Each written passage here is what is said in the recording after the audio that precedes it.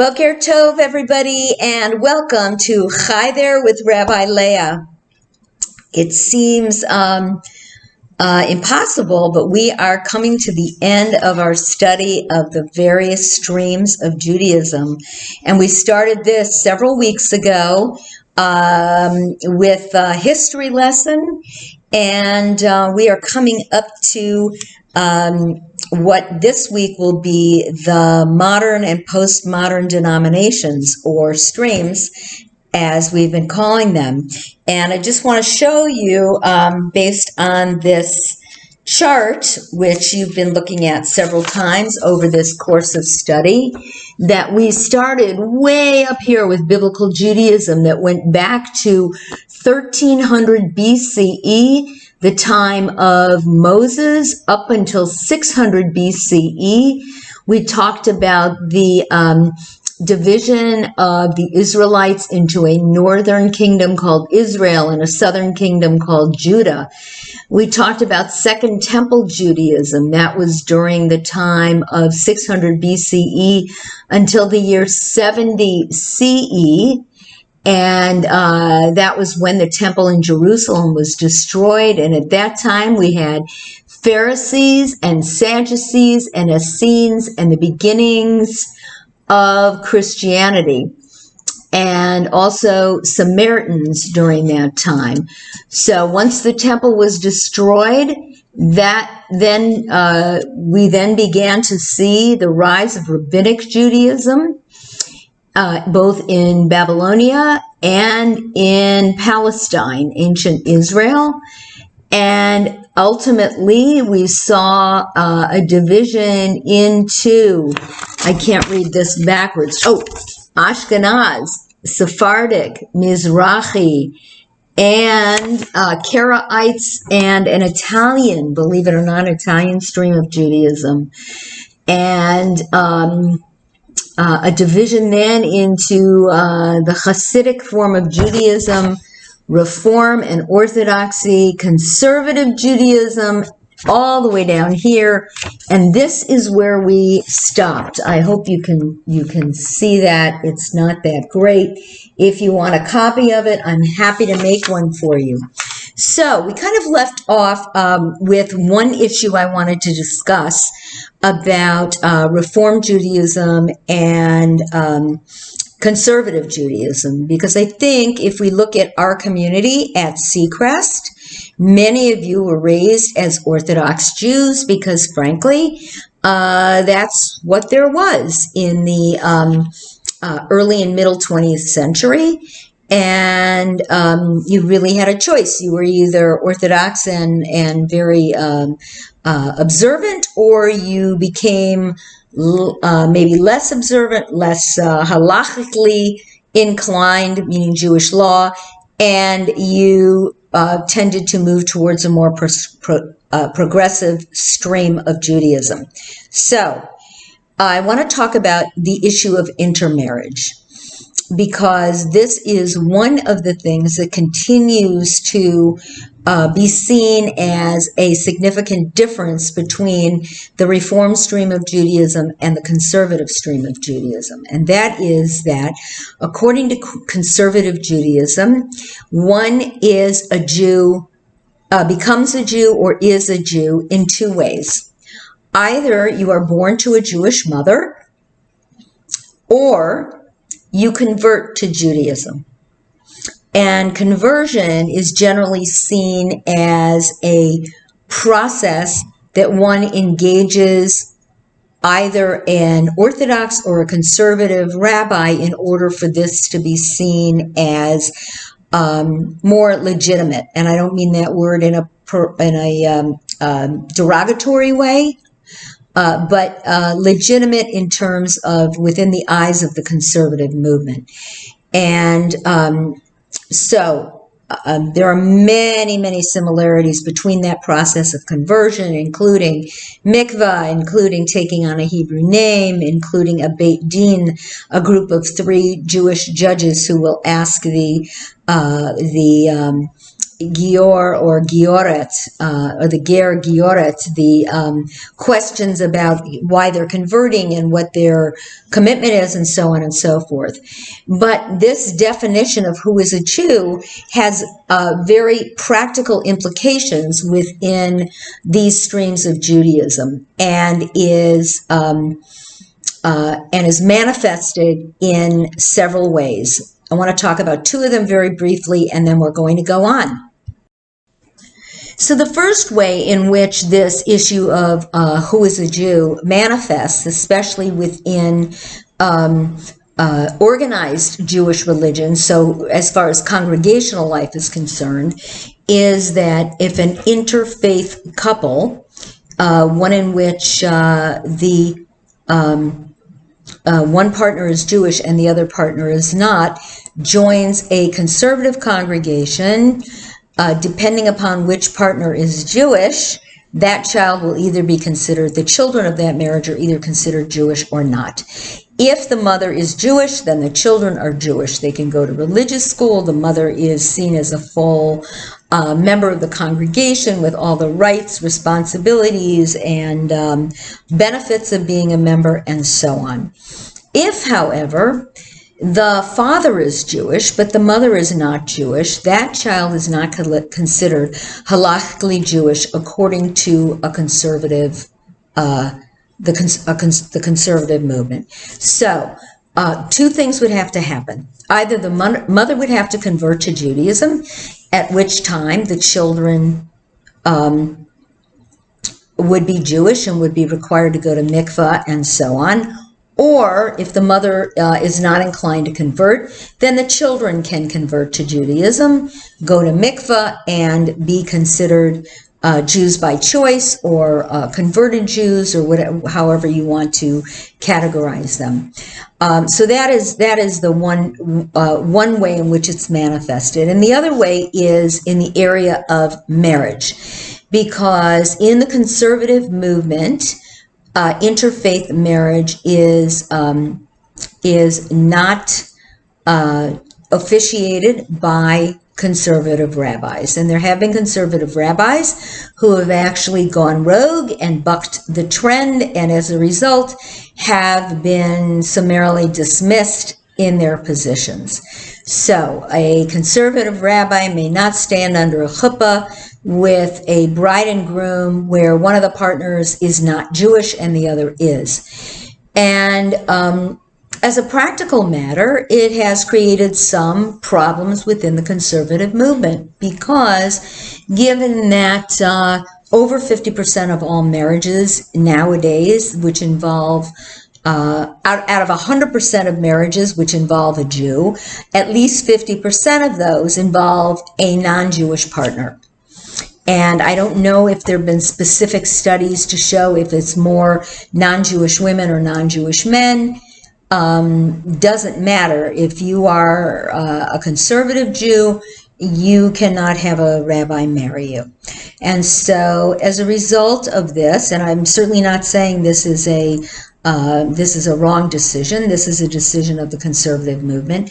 As a result, the numbers of conservative Jews has been dwindling over the last many, many years, whereas it was at one time between the late 40s and 70s or 80s, a dominant stream within Judaism for a number of reasons.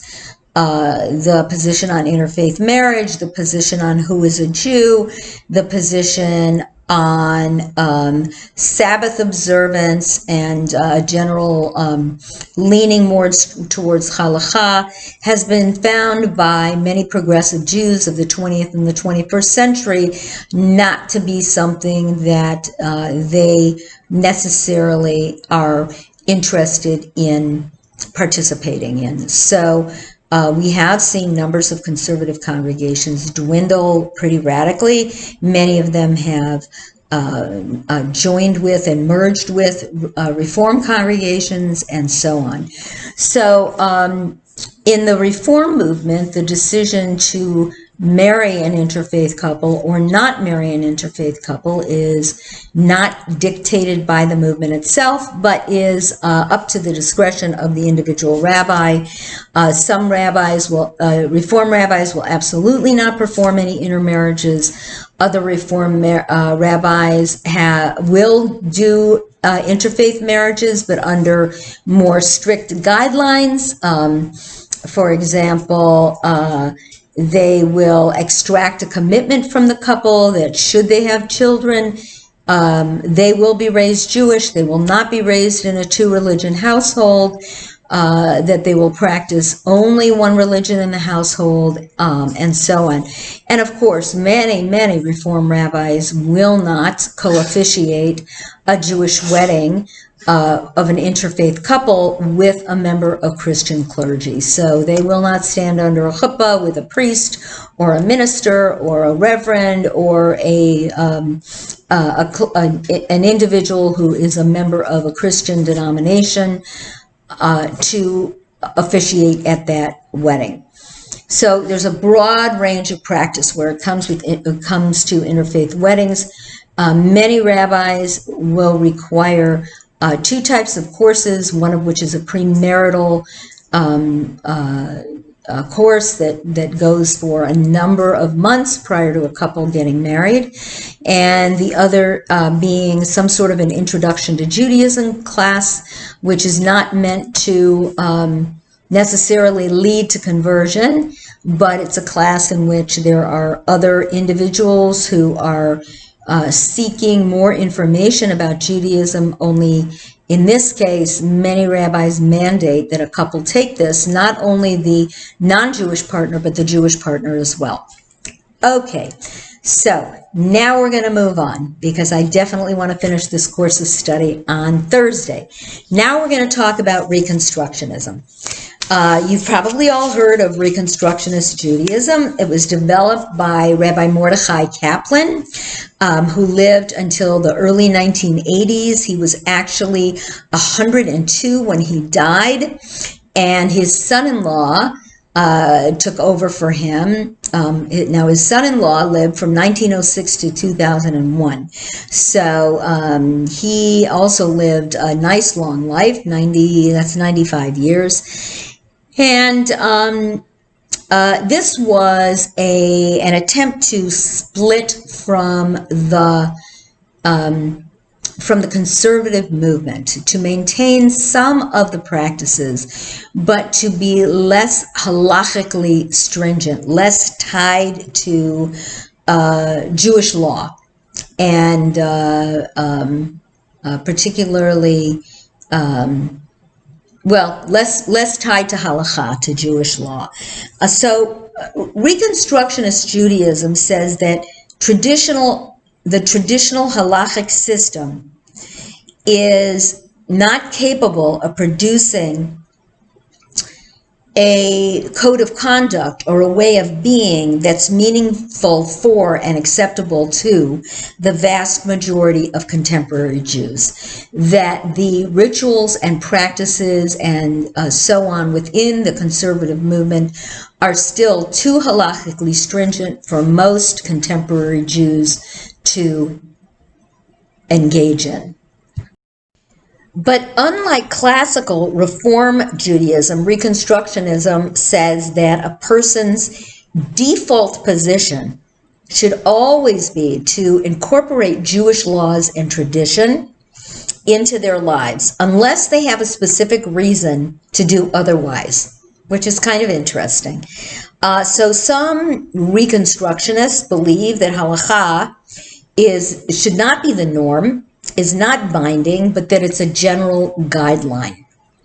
So there were Jews during the early part of the 20th century and late into the 20th century who could no longer abide by and practice some of the laws and traditions that were seen as instrumental to conservative Judaism, such as a strict Shabbat practice, such as kashrut, and so on. And yet, were not in the same mindset as the classical reformers. Now, of course, Reform Judaism has changed significantly since the late 19th century, and so there are many practices within Reconstructive Judaism, Reconstructionism, that are very similar to Reform Judaism. Reconstructionism still promotes many traditional Jewish practice. So, but they have called them folkways or non-binding customs that can be democratically either accepted or rejected by congregations. And so different congregations may actually have different levels of practice, even within Reconstructionism, but they promoted including keeping Hebrew in the prayer service, studying the Torah, daily prayer, wearing kippot, using talitot to fill in during prayer, and the observance of Jewish holidays, and so on. So if someone were to ask me, standing on one leg, what is Reconstructive Judaism? And again, I am boiling this down to what one could say in one sentence was the main thrust of Reconstructionist Judaism. It's that it is kind of midway between current day Reform and current day conservative. And I have not attended a Reconstructionist service for a number of years now, but I can tell you that there are some distinct similarities between a Reconstructionist service and a Reform service in terms of the liturgy, practice, and so on. Two other things that I want to tell you briefly about Reconstructionist Judaism is that, like Orthodox, Reform, and Conservative Judaism, Reconstructionist Judaism has an organizational basis. They have a seminary that is in Philadelphia, which is RRC, the Reconstructionist Rabbinical College. They have a rabbinic organization such similar to the CCAR for Reform Judaism, and so on and so forth. So it is really considered to be the fourth major movement of Judaism in North America, and in fact, it is the first movement within Judaism that was created in North America. Unlike Orthodoxy, Conservative, and Reform Judaism, all of which had their roots in Europe. So Reconstructionist Judaism really had its roots here in North America, and from that perspective, probably has more of an American/Canadian flavor because of those roots. And Mordechai Kaplan, when he first began to branch out with this Reconstructionism, really did not want another denomination, but it was kind of inevitable that it was on that track, and they had a conference in 1967.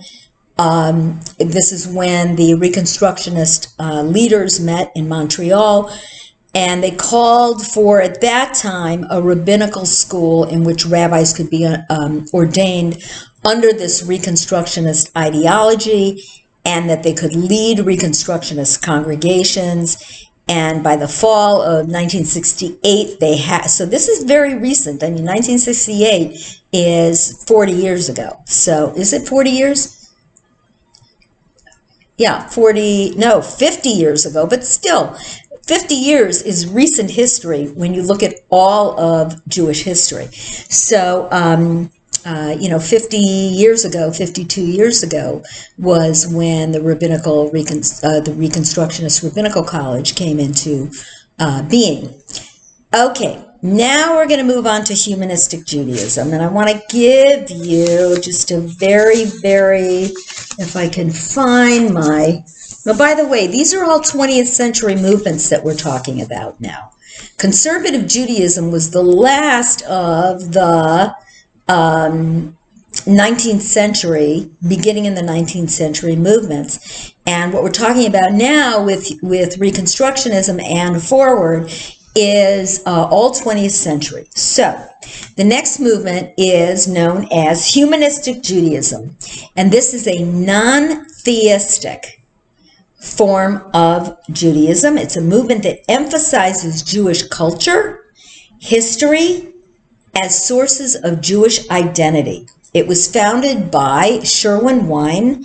It is centered in North America, but it has spread to Europe, the Far East, Latin America, and Israel. So what is humanism? Well, humanism is basically, or humanistic Judaism is an alternative contemporary movement, and it encourages Jews who consider themselves to be humanistic and secular to celebrate their Jewish identity by participating in holidays and life cycle events like weddings and B'nai Mitzvah and other inspirational ceremonies that go beyond traditional Jewish literature.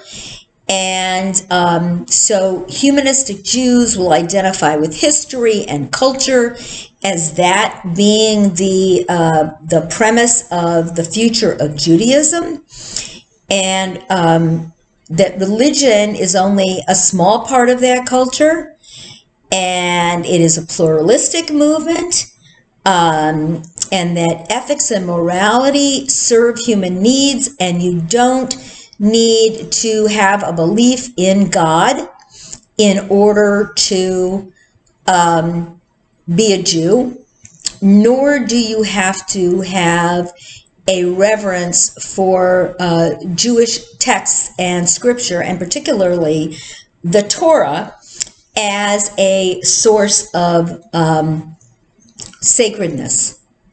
So Rabbi Sherwin Wine, the rabbi who started this, founded in 1963, so this is a relatively new movement as well. In Michigan, he had been trained in Reform Judaism, but he had kind of this small secular congregation, and he developed a liturgy that emphasizes Jewish culture and history, along with ethics, but doesn't really include a lot about God. So I have been to humanistic services. They're very interesting. They're mostly spread out through the United States and Canada. They've got about 10,000 members, 30 congregations. It's not a huge movement, but as I mentioned, it is a non-theistic movement, which really places more emphasis on contemporary Jewish life and much less on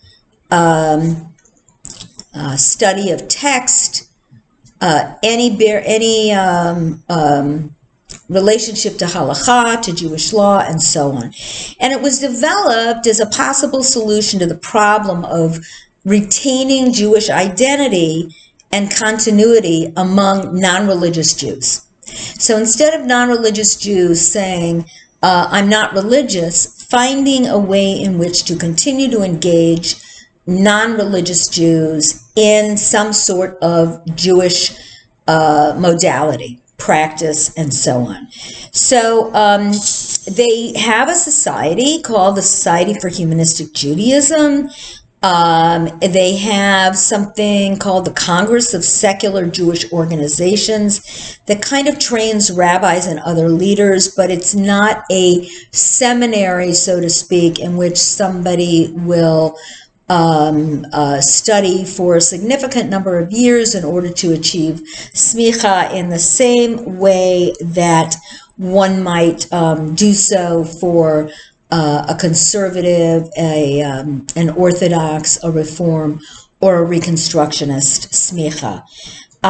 They they consider themselves to be trans-denominational, meaning that they've risen above or have gone beyond this notion of I am a Reformed Jew, I am a conservative Jew, and so on. And they are, I'm having a difficult time describing this because it's something that is, I think, foreign to many of us in terms of their practice. Sherwin Wine, who was the founder, believed that secular Jews who had rejected theism, in other words, a belief in God, would be attracted to this particular organization that provided all the same forms and activities, for example, as Reform congregations did, but expressed a purely secular humanistic viewpoint. Many would say that humanistic Judaism is devoid of a God. So it is kind of difficult to understand what that means in terms of who one worships, if one worships, what is the divine, if Torah and Jewish text has little or no bearing. Humanistic Jews do read the Torah, but they don't read it as a sacred text. So it's just interesting to me that there is a stream of Judaism that would participate in a bar or bat mitzvah service, but without with either without a Torah reading or with a Torah reading, but really no conversation about God. So it's an interesting one of the 20th century movements, along with Reconstructionism. So that's humanistic Judaism. There are two others I want to talk about very briefly. Neolog Judaism, which is a movement in Hungary, and which is similar to the American conservative, the branch of American conservative Judaism. I had not heard about it until I'd started doing some research, but I don't want to dwell on it, except to say that it is a product of the 20th century. And finally, in the next 2.5 minutes, Jewish Renewal, which was founded in the countercultural movements of the 60s and the 70s. Jewish Renewal embraces a kind of an ecstatic worship style, a mysticism of Hasidism, but rejects the halachic vigor and the halachic immersion that one might see in Orthodox Judaism. So Jewish Renewal congregations tend to be inclusive of the subject of who is a Jew, Jewish, non-Jewish spouses of Jewish members are often considered Jewish for purposes of their children. The movement lacks the institutional structure. In other words, they don't have a union. They don't have a rabbinic union. They do have a training program for renewal rabbis, but it is different from an on-campus seminary that one might see in some of these other movements. So I'm going to leave it there. On Thursday, I'm going to pick up with the end of Jewish Renewal, because I think there's some more interesting things that you need to learn about Jewish Renewal. And then I'm going to talk about something called Jewish Science, very much like Christian Science. Believe it or not, I did not know that this existed until I started to do my research. Had never heard of it before. And then finally, we're going to talk about Jews for Jesus and Messianic Judaism and try to figure out whether they are really Jewish movements. So join me on Thursday morning, 9:30, same time, same place, for the conclusion to this subject. I promise we'll get through it. I'll see you on Thursday for more of Hi There with Rabbi Leah. And in the meantime, enjoy exercise class this morning. I will see you on Wednesday and have a wonderful day. Lehitraot. Bye-bye.